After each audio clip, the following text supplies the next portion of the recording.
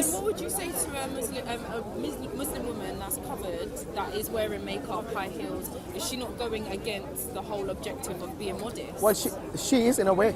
But you see, this is what I'm telling you. This is what society has done to not only Muslims and non-Muslims, but everyone who follows that particular.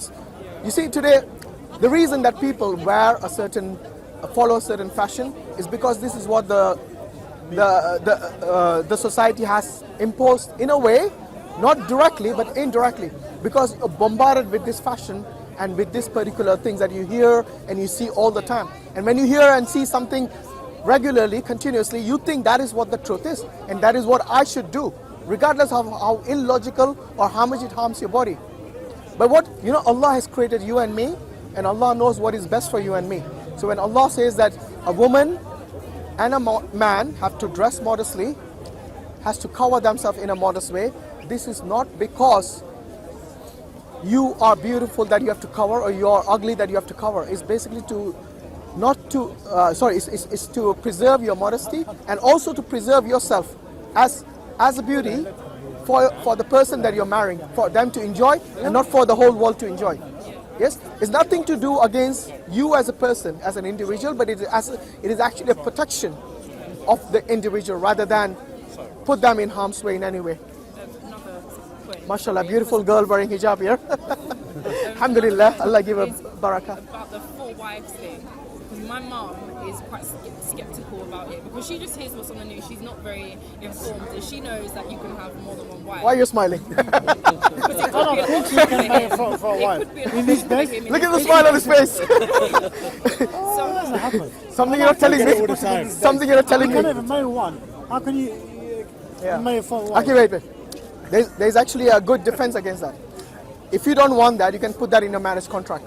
But technically, if you put that in a marriage contract, your husband cannot do anything if he's agreed to the contract beforehand. So that already nips it in the butt. Okay. If you as an and most of that they can go against. no, they can't go against the contract. No? They can't. Okay. You can actually void the contract if you do that, because this contract is binding for both of you.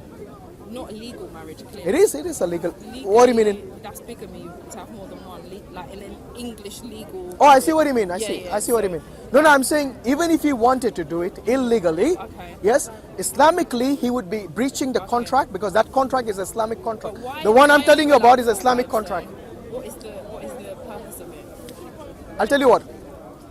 You're talking about not only marriage as in general marriage here, because you see Islam and the Sharia is for all times, for every time. It's not for a particular nation or a particular people or a particular tribe. It's something which is universal, and because of this universal nature of Islam, it has to look into and basically accommodate all different situations.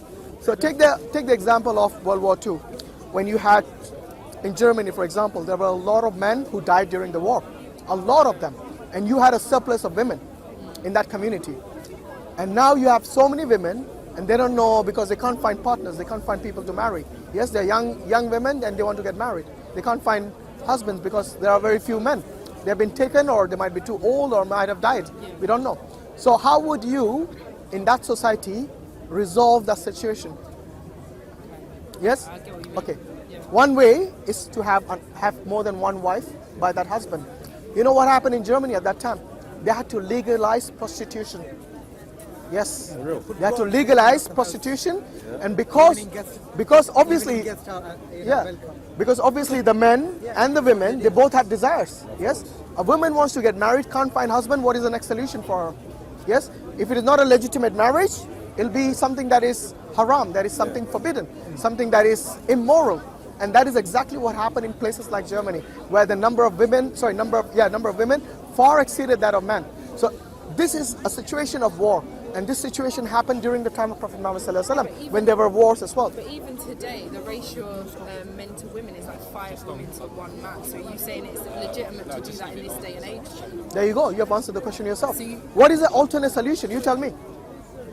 I get if you don't have enough, the sole purpose of us being here is to reproduce. But then why us as humans, if we're animal instinct is to reproduce, but we have the feeling of love and emotion. Yeah. By the way, marriage is not just for sex. Marriage. A lot of guys see that. As a pass. If they see their women or their wife as just an object of sex, then they are they probably are not. wrong with them. Yeah, something definitely wrong with them, regardless of your religion.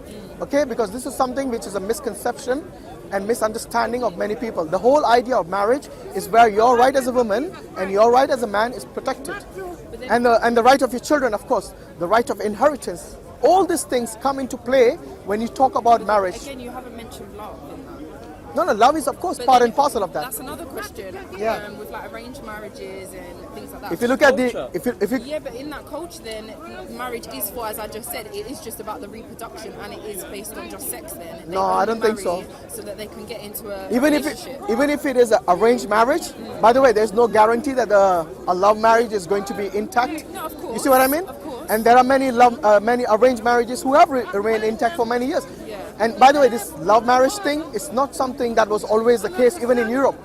Yes, it was arranged marriage here as well. They used to find a suitable partner for both the men and the women in this society as well. So it's something which is quite new. It's not something that is only found in the Islamic culture, because you'll find this also in the Hindu culture, yes, in the Buddhist culture. All this in Asian communities, in African communities, you'll find this arranged marriage. So it's not something that is only within the Muslims. And love is a very important and fundamental part. If you read the seerah of the Prophet Muhammad sallallahu alaihi wasallam, yes, the amount of love that he had, even though he had multiple marriages, the amount of love he showed to his wives is something which is clearly mentioned in the seerah. Like I was saying last week, that the Safiya, the Prophet Muhammad sallallahu alaihi wasallam's wife, he used to make sure that the camel that she sat on was comfortable. He used to give his own cloak and put it on the camel's saddle, so it's soft and gentle when she rides it for her. Makes it as comfortable as possible. They used to drink from the same cup and eat from the same plate sometimes, just so that the love increases between the two of them. And this you'll find throughout the story of Prophet Muhammad sallallahu alaihi wasallam. It's very important. Just because it's an arranged marriage doesn't mean that it is wrong, and doesn't mean that it is right all the time either.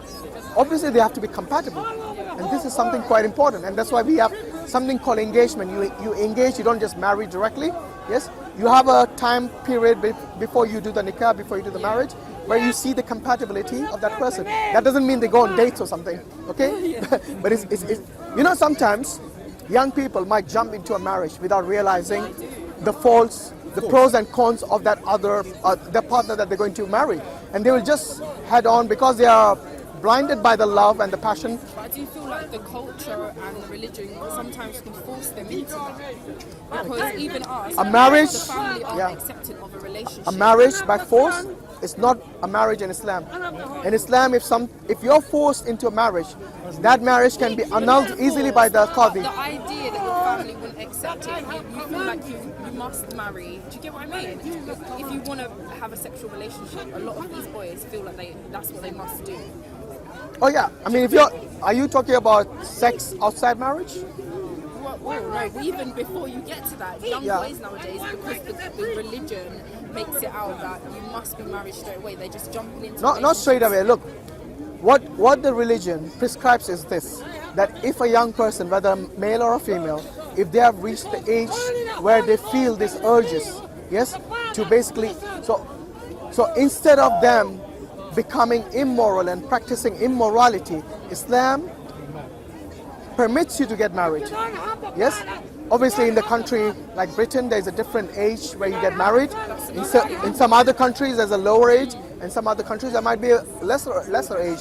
So whatever is the legal age limit, this is something that if Islam permits you to get married, it is only for you as an individual to not to fall into a sin or into immorality or some harm. You know, today we hear of many teenage pregnancies and all these problems, abortions at a very young age, yes, where they go through these psychological issues, psychological problems because of these abortions and these breakups. It's something that harms them at a very young age, and to basically repair that, it's something, sometimes it's irreparable, and sometimes it takes a lot of effort. I get what you're saying, but Yeah. even if, let's say I was an 18-year-old girl married in a Muslim relationship, that doesn't mean it's going to work. I could be I'm not saying still no. a single mother. Oh, no, I'm not saying it's going to be guaranteed. Yeah. That's why you as an individual have to choose your partner, and you as an individual have to choose your partner, that they are someone who's compatible, that your marriage is something that's going to last, and it's not just going to be something maybe like just for temporary purpose and temporary time. Another point, sorry. No, that's You fine, said go about ahead. the age of responsibility. Is Yeah. it true that Muhammad was someone in the Quran Yeah. married a 9-year-old. It's not in the Quran, it's in the Hadith, yeah. So in the Hadith, yes, there are hadiths, authentic hadith, where the Prophet Muhammad sallallahu alaihi wasallam married Aisha radiallahu anha at a very young age. Yeah. And this is, you know, at that time, it was something that was a norm. Not even a childbearing age You see, what is the childbearing age? when you start period. Exactly, and that's when she got married. So she had reached the age of puberty because some women in certain countries they reach puberty at a young age, especially hot countries around the equator, true, yeah. which is quite true. So at that time, even their life expectancy used to be less. So they used to have, some of them used to have life expectancy of maybe 30, 40 years. So when they become like very young age, 9, 10 years old, they already have acquired the The maturity. no, that's what I'm saying. At that age, they have already acquired the maturity to go into a marriage. And these are the two conditions. So it's not just reaching puberty, but the other condition that the ulama say is that you should reach the age, the mental age, where you can handle a marriage. Because if you haven't reached that age, even if you have reached puberty, some of the ulamas do not permit it. And this is what I'm saying. This is something, at that time, it wasn't just the Muslims. The Christians, the Jews, the pagans, the atheists, it was something that was a norm at that time. It only became maybe 100 years ago or something, or 200 years ago, where this became a norm that yes, you have an age of consent, which became like 14, 15, 16. Yeah, good Yes? Portugal is 14. They get married. 14 Marriage was in the car, wasn't at the age of 9. Yeah. And besides, in America, even today, there are many child marriages because there are still certain communities where they want their girls to get married at a very young age. So you see, this is something which I say is not only in Islam, but most of the Muslims that you know, yes, and you know and that I know, they married at a legal age in this country or in other countries, because then it is illegal to marry anyone younger than that age, because then you'll obviously be accountable to the law, and you're breaking the law of the country. Yeah, and that still applies everywhere. And that is the first thing. And this is, like I said, this is something that we find in different cultures, not only in Islam. Yeah. So, I mean, if you got any other questions, please feel free to ask. It's just a lot of misconceptions, and especially, I don't know a lot about the religion, and to have my family questioning my decisions also, it's going to be a hard struggle, but I think I need to understand more about the religion itself. I think you should But keep, do you got any agree friends? that I can have the belief and read the Quran and interpret it through my own heart, because I feel that a lot of Muslims, they force you, well, if you don't understand it, look at the hadiths. If you don't understand the hadiths, go to this person at the mosque. But I feel like that's then that person's interpretation of it, and that's where you get the division. why you have to read it by yourself. In the religion. But you see, the Quran itself says that if you do not know, ask the people of knowledge. So the Quran itself says Would to you not ask. agree that some of those people of knowledge could Yeah, I'm not saying- corrupting yeah, I'm the not- youth of today? And Absolutely, that's where yes. you get some people preaching hate. So what you should do is you should look at some knowledgeable people who are able to give you the knowledge that you seek, who are reliable, who are not extremists, who are not fanatics, yes, and who know their deen clearly and properly. So it is up to you. You know, just like when you go and study a particular topic, you'll choose the best of teachers. There are lots of dodgy teachers out there, regardless of what field you go into, not only religion. And we should use the same common sense when we go and look for a teacher to teach us. Because you see, I'm sure there's a mosque near you, or maybe a person who might be knowledgeable in that deen. So go to them, and if you feel something is dodgy, something is iffy, then you change to someone better. But there are knowledgeable people, even in England, even in London, lots of people out there who are willing to teach you as an individual your deen. There are classes. Many mosques, they run classes for new Muslims. I don't know if you was here, this is how the conversation started. I was saying that if I have the belief, and let's say I do pray, but not in the way that maybe I should as a Muslim, because I'm kind of unsure of how to. So would you say that my prayers aren't heard? And let's say I died tomorrow and there was a Muslim girl that lived a similar walk of life as I do, but because she calls herself a Muslim, is she any more likely to go to paradise than I am? Well, let's put it this way. I, as an individual, yes, cannot decide who's going to hell and who's going to heaven. But one thing is certain. In the Quran, Allah has told us to obey His messenger. Yes? So obey Allah and obey the messenger. And what obedience to messenger means? To follow his sunnah. Yes, which you will find in the hadith. Even the hadith. But the hadith was written after. I'm coming to that. Yeah. Hadith. What is hadith and sunnah? Is something that the Prophet ﷺ himself did, his action, or something that he said. And this wasn't after he died. This was during his lifetime. Yes, where he would tell his companions what to do in a certain incident or a certain situation, or for example, how to interpret a certain verse of the Quran. Yes, this is something that they received directly as knowledge from the Prophet Muhammad ﷺ. Now the hadith being written afterwards, that is not the main thing. For us, it is not when it was written, but it is when it was revealed or when it was said. Because the Arabs at that time, they used to memorize things. They used to memorize things like the genealogy of their horses. Yes, huge genealogies. So we're going back. Horses, not someone even in your family, not your family tree. So they had this habit because not many people were learned. So they didn't have this, the luxury of going to a school and learning to read and write. So they used to memorize things. That was the best and easiest way for them. Because some of them used to spend days and sometimes even months in the desert, yes, away from all sort of civilization, away from any contact. So they had to somehow remain, they have to do something, isn't it? So they used to recite poetry, learn poetries, and that's how they used to pass their time. So yeah, coming back to this written after, for us, the propagation of both the Quran and the Hadith is twofold. One is the oral tradition, and the other is a written tradition. So we don't believe there is only the written tradition. For us, it's actually the oral tradition which actually came first before the written tradition. Because at that time, the paper was also very expensive. So you can't just find any paper and you can write on it and then store it in your drawers or something. This is something that came later on. So before that, they used to memorize it. And then they started to write it as well. So for us, it's twofold. So any person who tells you the Hadith, Bukhari came 200 years after, or Muslim came 200 years after, they have to realize that these collectors of Hadith, because they collected and compiled the Hadith. From where? From people who had already memorized it. And they themselves, the people that had memorized it, they memorized it from their teachers. And they from their teachers, and so on, all the way to the Prophet Muhammad ﷺ. And this constitutes something called the chain of narration. And even, for example, I'll tell you, the way the Quran is recited is called the qira'ah, the tajweed.